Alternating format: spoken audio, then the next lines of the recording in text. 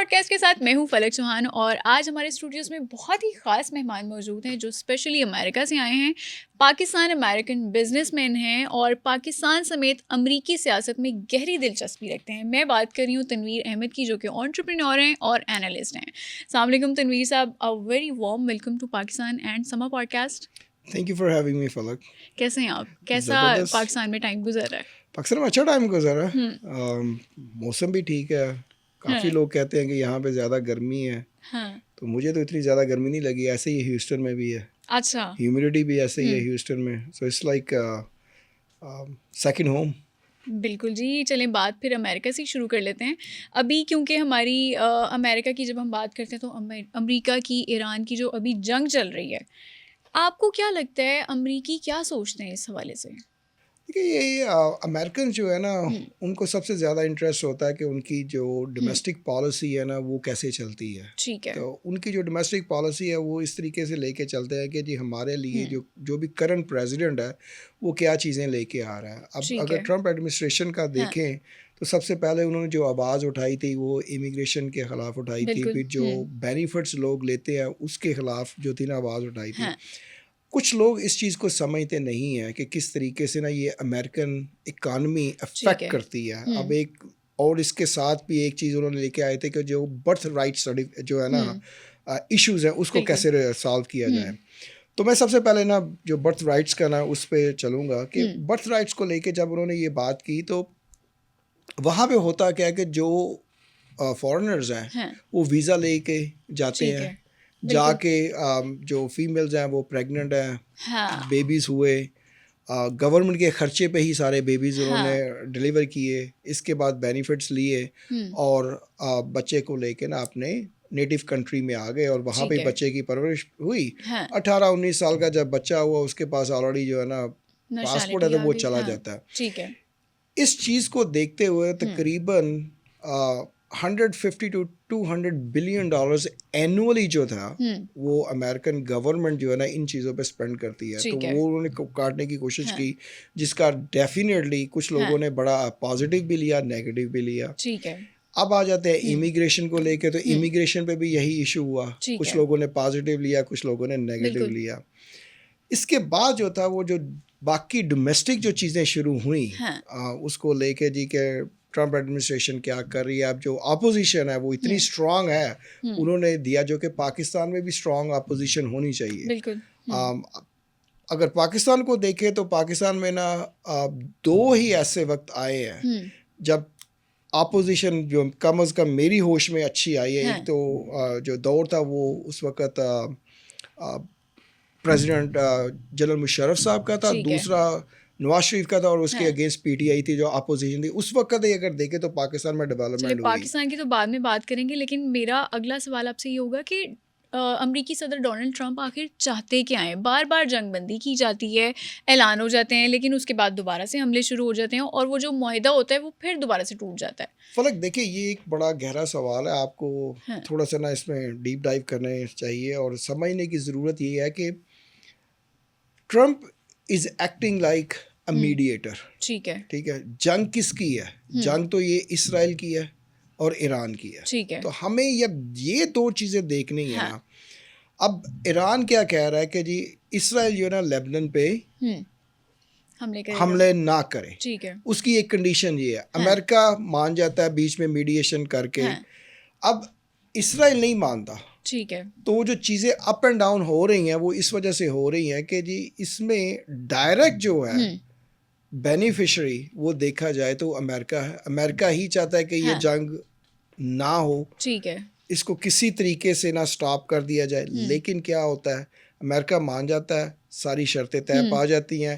اسرائیل جو ہے نا اس کی سپورٹ نہیں کرتے. ٹھیک ہے. اور وہ جیسے ہی کچھ معاہدہ ہوتا ہے، کوئی ایم او یو سائن ہوتا ہے یا کچھ وربل ایگریمنٹ ہوتا ہے، اسرائیل دوبارہ لیبنان پہ یا ایجپٹ پہ کوئی حملہ کر دیتا ہے. ایران کو اور موقع مل جاتا ہے. اب دیکھیں جیو پولیٹیکلی اس میں دیکھا جائے تو پہلے آئل کی جنگ ہے. یہ ہم یہ نہ دیکھیں جی کہ اسرائیل کی یا ایران کی جنگ ہے، یہ آئل کی جنگ ہے. اسٹریٹ آف ہارمز پہ بہت ساری بات ہو رہی ہے آج کل. دیکھیں اس سے پہلے بھی اگر ہم دیکھیں تو تھوڑی سی ہسٹری میں جا کے اگر آپ دیکھیں تو ٹرمپ ایڈمنسٹریشن ہے جو سب سے پہلا قدم اٹھایا تھا نا وہ وینزویلا پہ اٹھایا تھا بالکل کہ ان کے جو آئل فیلڈ سے ان کو کیپچر کیا, سارا ٹیک اوور کر لیا. ٹھیک ہے تو world's largest oil reserves are in Venezuela, بالکل تو وہ لے لیے. نیکسٹ ٹارگیٹ واز ایران, کیونکہ ایران جو ہے اور وینزویلا یہ دو کنٹری ایسے ہیں کہ جو چائنا کو آئل جو ہے نا سپلائی کرتے رہتے ہیں. China is becoming a super power, اور بڑی تیزی سے چائنا سامنے ابھر کے آیا. اس کو کنٹرول کرنے کے لیے یہ سارا کچھ ہوا. ٹھیک ہے امریکہ آ کے بیچ میں پھنس گیا. ٹھیک ہے, اب اسرائیل جو ہے اس کو اپنی عزت بھی بحال کرنی ہے. اس عزت کو بحال کرنے کے لیے وہ امریکہ کو یوز کر رہا ہے. ابھی دیکھیں کہ جو کانگریس میں کیا ہوا ہے کہ انہوں نے ایک جو ایون ڈیموکریٹ پارٹی ہے انہوں نے ہی ایک لابی شروع کی کہ ہم اسرائیل کی فنڈنگ روکیں. ٹھیک ہے لیکن وہی پاس نہیں ہو سکی. بالکل ٹھیک ہے, تو اس لیے کہ ان کی ایک لابی اتنی اسٹرانگ ہے کہ بھائی جو مرضی آپ کر لیں اسرائیل کو اتنی فنڈنگ ملنی ہے. ہاں ٹھیک ہے, تو جھکاؤ جو ہے اس وقت امریکہ کا ڈیفینیٹلی اسرائیل کو لے کے ہی ہے. اب اسرائیل جو کہے گا امریکہ وہ کرے گا. لیکن تنویر صاحب ان سب چیزوں کے بعد جب ہم مڈ ٹرم الیکشن کی بات کرتے ہیں تو اس میں پھر ٹرمپ کی پاپولیرٹی کا گراف کیا ہے؟ کیونکہ ہم دیکھتے ہیں کہ بہت ساری ٹویٹس ایسی کر جاتے ہیں ٹرمپ صاحب کہ اب جنگ بندی ہو رہی ہے, اب ہم یہ شرطیں نہیں مانیں گے, اب ہم دوبارہ حملہ کر دیں گے. پاپولیرٹی امریکہ میں کس طرح کی ہے؟ پاپولیرٹی امریکہ میں ٹرمپ کی میرے خیال میں تھوڑی سی کم ہوئی ہے. اگر ابھی دیکھا جائے تو ہاں پہلے یہ تھا کہ تقریباً 48% people were with the Trump, 52 were against, but right now if I really look at very closely تقریباً 40% جو ہے نا اس وقت ٹرمپ کے ساتھ ہیں, 60% نہیں ہے. تو 8 پوائنٹس کی جو شفٹ ہوئی ہے یہ کافی زیادہ بھی ہے, لیکن لگنے میں جب آپ پاپولیشن کے حساب سے دیکھتے ہیں تو اتنی زیادہ نہیں, کیونکہ وہاں پہ جو سسٹم ہے نا وہ الیکٹرل ووٹس کا ہے, وہ انڈیویجول ووٹرز کا اتنا نہیں ہے. تو ووٹنگ کے حساب سے اگر دیکھا جائے تو اتنا زیادہ فرق نہیں پڑے گا. ابھی بھی ٹائم ہے ان کے پاس کہ آگے چل کے اس کو بحال کر سکتے ہیں. ٹھیک ہے. اچھا, اکثر ہم نے بھی ٹرمپ کو خود بھی کہتے ہوئے سنا ہے, امریکی صدر ڈونلڈ ٹرمپ ہیں, وہ کہتے ہیں کہ اگر میں مڈ ٹرم الیکشن ہار جاتا ہوں تو مجھے امپیچمنٹ کے ذریعے نکالا جائے گا. آپ کو لگتا ہے کہ اب واقعی امپیچمنٹ ہو سکتی ہے؟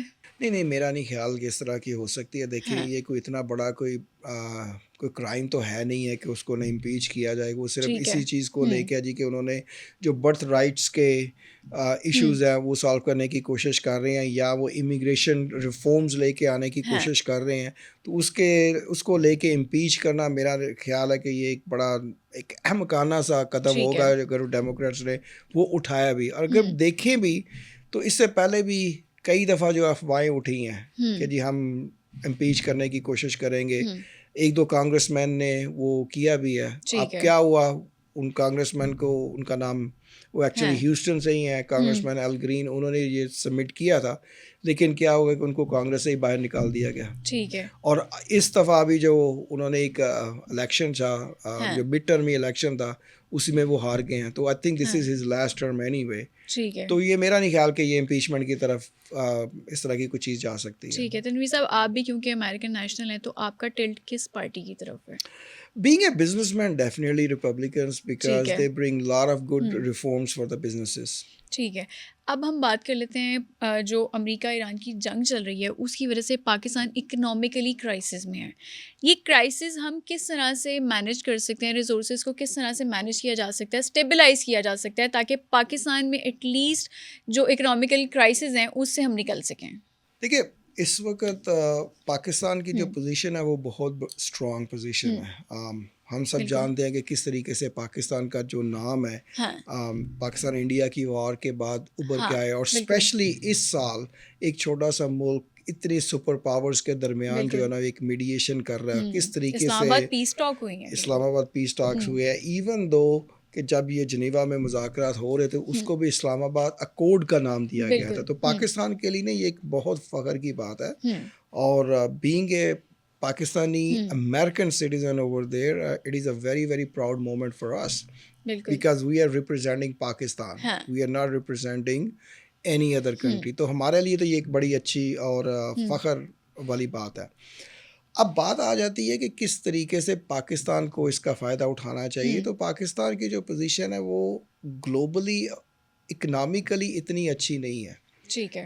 ابھی اگر آپ دیکھیں تو اس سال جو ہمارا جی ڈی پی بھی ہے وہ تقریباً 1% ہی ہے, بالکل, جو کہ ہماری پریڈکشن تھی کہ تقریباً 3-3.5% ہوگا.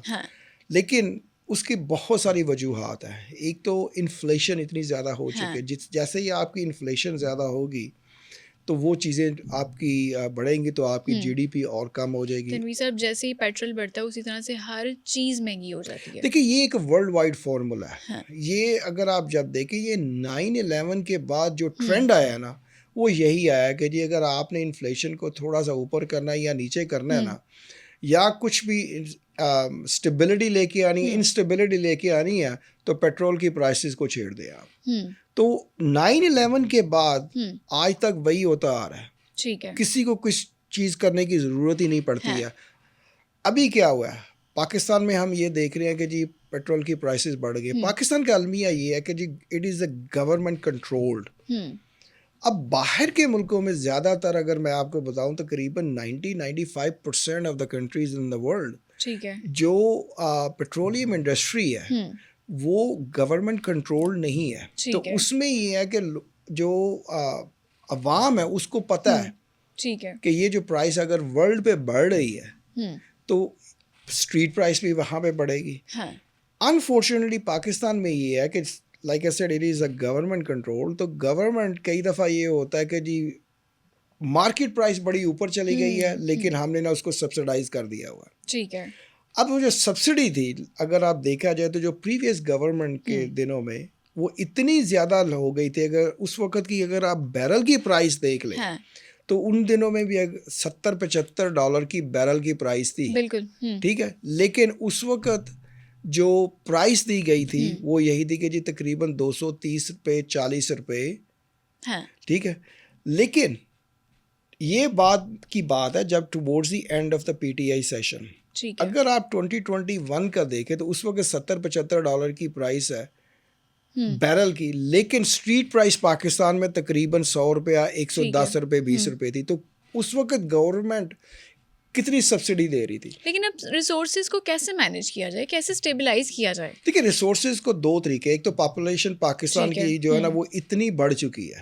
اگر آپ دیکھیں تو 2023 کے جو آپ جو مردم شماری کو دیکھ کے چلے تو اس وقت تقریباً 241 ملین پاکستان کی نا وہ پاپولیشن ہے. ٹھیک ہے. اب اس 240 ملین کو اگر آپ دیکھیں تو تقریباً 1 اسکوائر کلومیٹر کے حساب سے 260 بندے جو ہے نا وہ پورے پاکستان میں رہ رہے ہیں. یہ دیکھا جائے تو ایک بڑے اچھے ایک ہیلدی کنٹری کی نشانی بھی ہے. لیکن ہمیں دیکھنا یہ ہے کہ ہمارے جو اربنائزڈ اور رورل ایریا میں وہ کتنے لوگ ہیں. ہماری جو ٹوٹل 61% پاپولیشن ہے وہ رورل ایریا میں رہتی ہے. 39% جو پاپولیشن ہے وہ اربن ایریا میں رہتی ہے. اب اربن ایریا کو بھی اگر آپ دیکھ لیں تو زیادہ تر تو جو وہ بڑے ہی شہر ہیں جس طرح کہ اسلام آباد ہے یا لاہور ہو گیا, کراچی ہو گیا, یہ ریسورسز جو ہے نا وہ ڈیوائڈ نہیں ہو پاتے ہیں. ٹھیک ہے. تو ابھی پاپولیشن کو پھر کیسے کنٹرول کریں گے, کیونکہ آپ نے رورل ایریاز کی بھی بات کر دی, اربن ایریاز کی بھی بات کر دی ہے. بہت سارے نوجوان ایسے ہیں جو گاؤں دیہاتوں سے روزگار کے لیے, تعلیم کے لیے شہروں کا رخ کرتے ہیں. لاہور جیسا شہر, کراچی جیسا شہر, اسلام آباد جیسا شہر, وہ بہت زیادہ گنجان آباد ہو جاتے ہیں. تو پھر یہ کیسے ہم اس کو اسٹیبلائز کریں گے, کیسے مینیج کریں گے؟ دیکھیے یہ بڑا اچھا, دیکھیں ابھی بلوچستان کو اگر دیکھا جائے تو پاکستان کا جو ٹوٹل جیوگرافیکل ایریا ہے اس کا 48% جو ہے نا وہ بلوچستان کا ایک پروونس ہے. میرے خیال میں جو پروونسز جو ہے نا وہ پاکستان میں زیادہ ہونے چاہیے. میں اس کی سب سے بڑی آپ کو ایک مثال دیتا ہوں. ٹھیک ہے. 1971 میں بنگلہ دیش بنا, اس وقت ایسٹ پاکستان تھا لیکن ایک ہی پروونس تھا, لیکن اس کے 4 سب ڈویژن تھے. ٹھیک ہے. آج کی ڈیٹ میں بنگلہ دیش کے 8 پروونسز ہیں لیکن ان کے جو سب ڈویژنز ہیں وہ 64 ہیں. ٹھیک ہے. تو یہ دیکھیں کہ کم از کم اگر ہم صرف پروونسز کو لے کے چلے تو ان کے پاس 8 ہیں, ہمارے پاس کتنے ہیں؟ صرف 4 ہیں. بالکل. تو ریسورسز جو ہے نا وہ آپ ڈیوائڈ نہیں کر سکتے ہیں. ٹھیک ہے. اسی چیز کو اگر ہم دیکھیں تو ایک ہماری جو بیسک نیڈ ہے وہ ایک الیکٹریسٹی ہے. بالکل.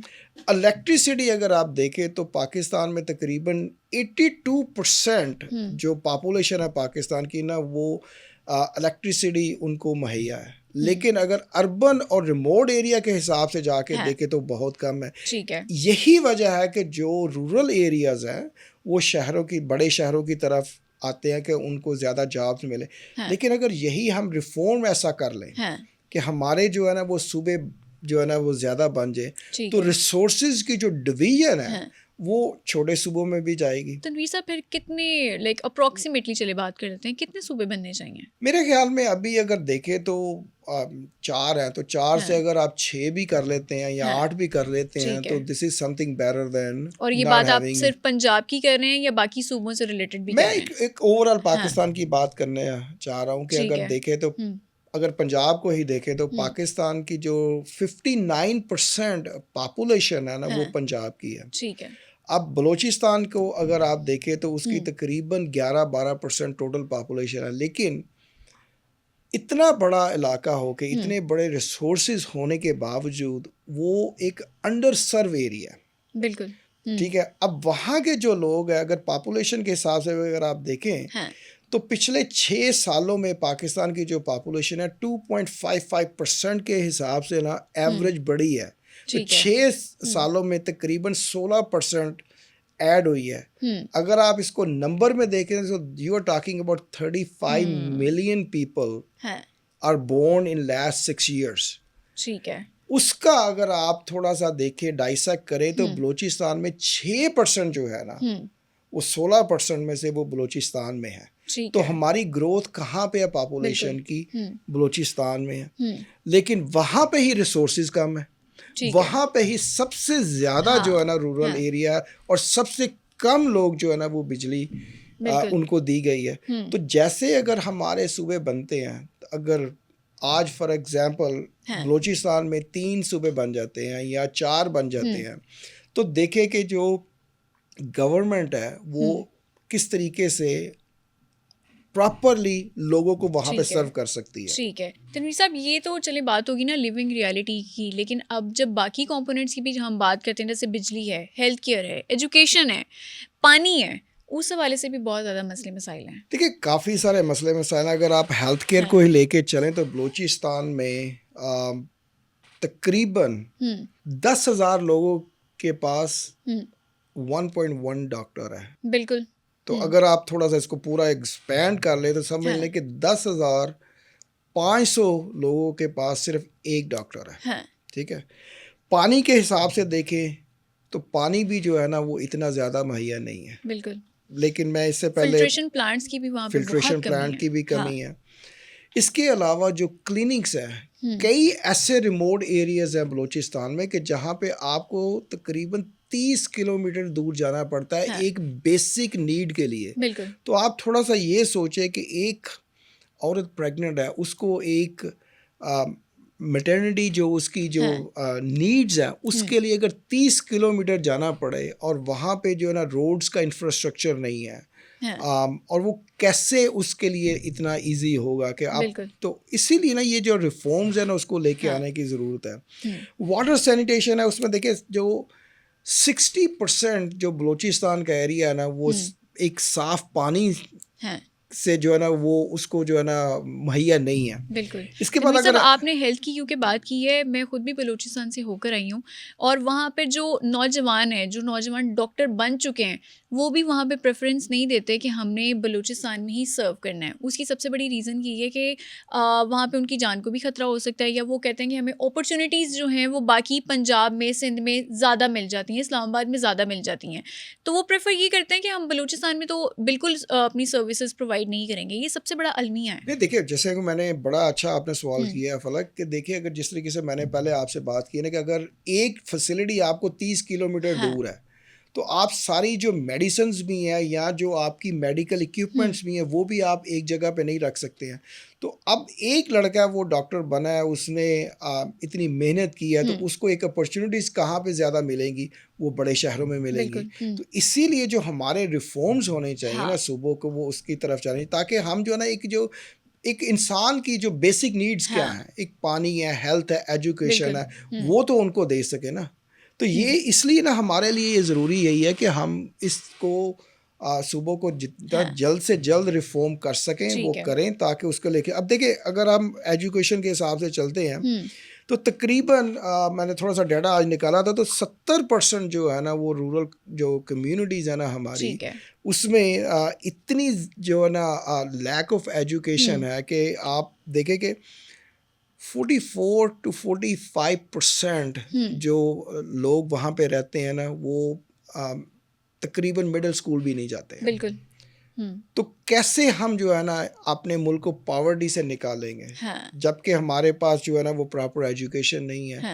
جو ہماری دوسری بیسک نیڈ ہے کہ صاف پانی نہیں ہے, تیسری بیسک نیڈ ہے کہ ہمارے پاس میڈیکل ریسورسز نہیں ہے. اچھا, وہاں پہ ووکیشنل ٹریننگ انسٹیٹیوٹس بھی بنا دیے گئے ہیں, لیکن ان پہ بھی تالے لگے ہوئے ہیں. وہ اس لیے لگے ہوئے ہیں, آپ ان کو آپریٹ ہی نہیں کر سکتے نا, کیونکہ دیکھیے جب تک آپ, میں بار بار بلوچستان کی اس لیے بات کر رہا ہوں کہ جو جغرافیکلی 48% وہ پاکستان کا وہ لینڈ ہے, اتنا بڑا صوبہ ہے, لیکن پاپولیشن کم ہے, لیکن پھر بھی جو ریسورسز ہیں وہاں پہ, دیکھیں انکم جو آتی ہے ہمارے ملک کا نا, ایک کانسٹیٹیوشنل یہ ہے کہ جو جہاں جس صوبے سے کوئی گیس نکلتی ہے وہاں پہ اس کو دینا چاہیے. اب دیکھیں سندھ ہے, وہ تقریباً 70% جو ہے نا ہمارے ملک کا پورا ریونیو جنریٹ کرتا ہے, لیکن اس کو تقریباً جو ہے نا کوئی 24 یا 25% ملتا ہے. تو یہ کیا ایک فیئر ہے سندھ کے لیے؟ بالکل انفیئر ہے. تو اس لیے ہمیں چاہیے کہ یہ جتنی جلدی یہ صوبے بن سکتے ہیں وہ بنے, تاکہ ہم جو پوری ایلوکیشن ہے پراپر ریسورسز کی وہ اس کو ڈسٹریبیوٹ کر سکیں. بالکل تنویر صاحب, یہ بات ہوگی صوبوں کی ریفارمز کی اور اکنامک کرائسس کو کیسے مینیج کیا جا سکتا ہے اس حوالے سے. لیکن اب کیونکہ آپ کی پاکستانی سیاست پر بھی گہری نظر ہے, اور آپ کے بارے میں ایک اور چیز بھی مشہور ہے کہ عمران خان کی بہنوں کے ساتھ آپ کے اچھے ٹرمز ہیں. عمران خان کی ایک بہن کی میڈیا ٹاک بھی ہوئی ہے, اس حوالے سے کیا کہیں گے آپ؟ مجھے لگتا تھا کہ آپ ضرور پوچھیں گے یہ سوال. دیکھیں یہ بات میں نے پچھلے سال منصور علی خان کے ساتھ میرا ایک پوڈ کاسٹ ہوا تھا, شاید جون 2025 میں ہوا تھا. تو یہ بات میں نے اس وقت بھی بول دی تھی کہ اس وقت ایک چھوٹی سی میڈیا ٹاک میں نا علیمہ خان نے نا یہ بات کی تھی کہ یہ جو جنگ ہے یہ جنگ نہیں ہے. تو میں نے اس وقت بھی یہ بات کی تھی کہ دیکھیں جب 2019 میں پلوامہ پہ اٹیک ہوا تھا تو کیا وہ حقیقی جنگ تھی؟ کیا اس وقت اگر آج مودی اور شہباز شریف کھیل رہے ہیں, کیا اس وقت عمران خان اور مودی کھیل رہا تھا؟ کیا یہ بہنوں کو یہ سمجھ بالکل نہیں آ رہی ہے کہ پاکستان کن کرائسس سے باہر نکل کے آ رہا ہے؟ کیا بہنوں کو یہ نہیں پتا کہ اگر دیکھا جائے تو انہی کے ہی وہ فورن منسٹر تھے خورشید قصوری صاحب, وہ اسرائیل کیوں گئے تھے؟ کیا پی ٹی آئی کے اسرائیل کے ساتھ لنکس ہیں؟ تو دیکھا ہمیں تو پھر ایک حقیقت دیکھنی ہے نا, تو حقیقت تو پھر جو ہے نا وہ بڑی تلخ ہے. بالکل. تو وہ تلخ حقیقت انشاءاللہ ایک دن ضرور سامنے آئے گی. تنویر صاحب, آپ نے اپنے جواب میں کہا ہے کہ آنے والے دنوں میں پتہ چل جائے گا, اس کا مطلب کچھ اور بھی ہونے والا ہے؟ جیسا کہ میں نے پہلے بھی بتایا آپ کو نا, اس چیز کی جو ایک پریڈکشن تو نہیں میں کہہ سکتا, لیکن ایک میں نے نا آواز اٹھا دی تھی کہ یہ چیزیں ہو رہی ہیں, اور وہ 2025 میں ہوئی تھی جو کہ ابھی آ کے وائرل ہوئی ہے. تو اسی چیز کو اگر آپ دیکھیں تو کافی ساری چیزیں ہیں جو کہ اب ہو سکتا ہے کہ اللہ کرے وہ جلدی آ جائیں یا تھوڑا ٹائم لگے, لیکن ڈیفینیٹلی آئیں گی. دیکھیں سچ کبھی چھپتا نہیں ہے, ٹھیک ہے, اور سچ کی ہمیشہ جیت ہوتی ہے. ایسی کیا چیزیں ہیں؟ اور میں تو یہی کہوں گا کہ جی پاکستان اس وقت ایک سچائی کی طرف چلا ہوا ہے, اور ان شاء اللہ تعالیٰ پاکستان کی جیت ضرور ہوگی. ٹھیک ہے.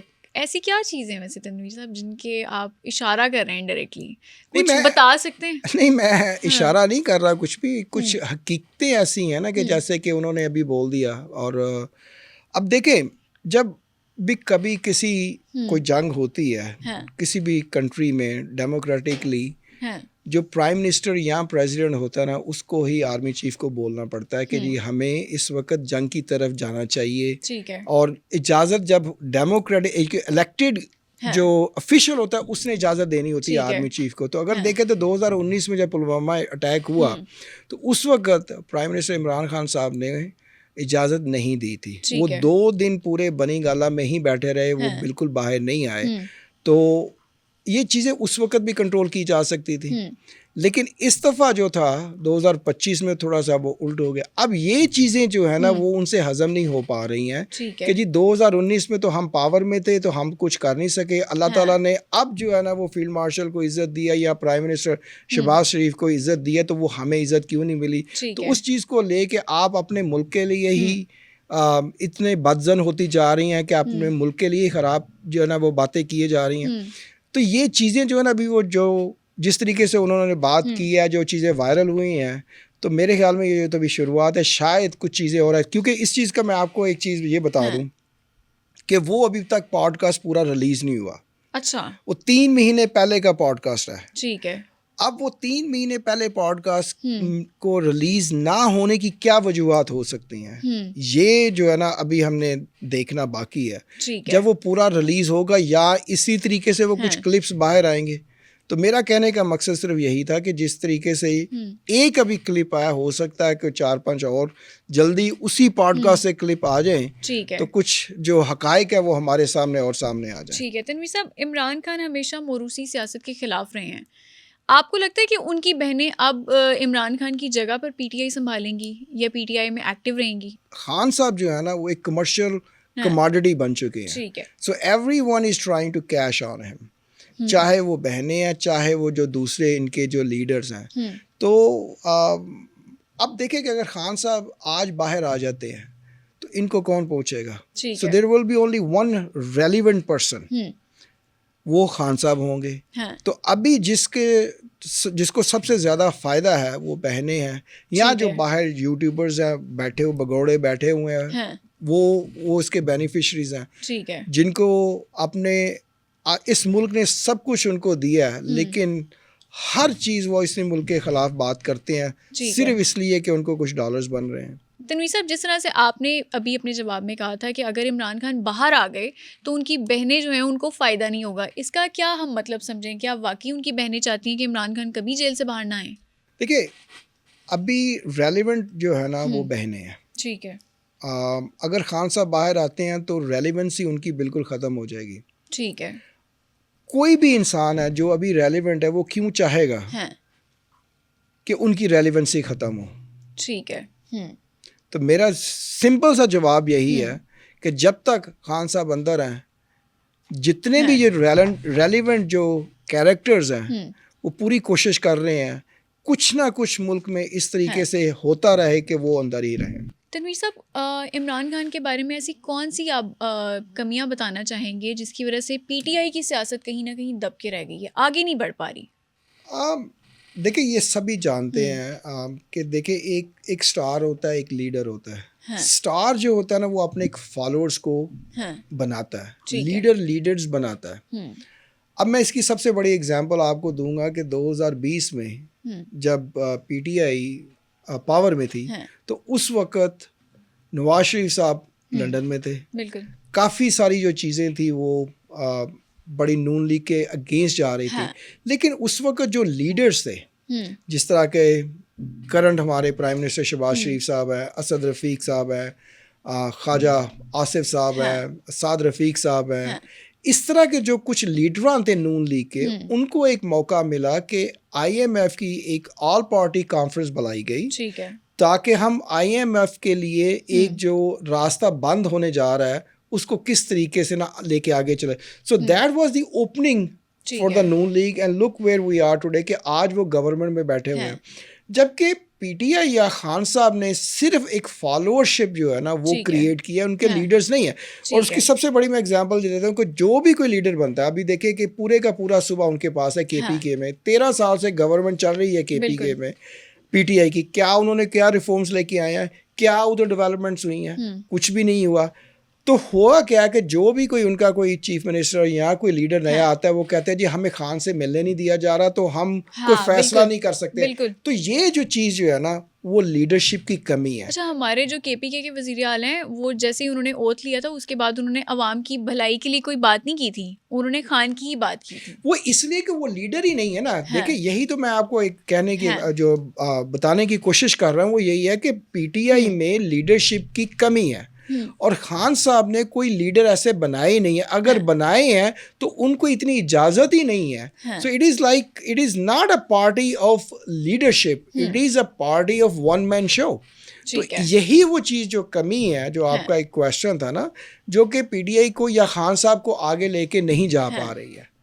تو اگر یہ چیزیں چینج کرنی ہے تو ایک پوری لیڈرشپ جو ٹیم بنے, وہ سارے ایک دوسرے کے ساتھ مل کے چلے, اور ان میں بہنوں کا ہونا بھی شامل ہے, جو کہ مجھے ممکن ہوتا نظر نہیں آ رہا. ٹھیک ہے, جب تک یہ چیزیں ساری اکٹھی نہیں ہوں گی, یہ پی ٹی آئی یا خان صاحب آگے نہیں بڑھ پائیں گے. ٹھیک ہے جی, بہت شکریہ. ہمارے ساتھ موجود ہے تنویر احمد, جو کہ انٹرپرینور ہیں اور پولیٹیکل انالسٹ بھی ہیں.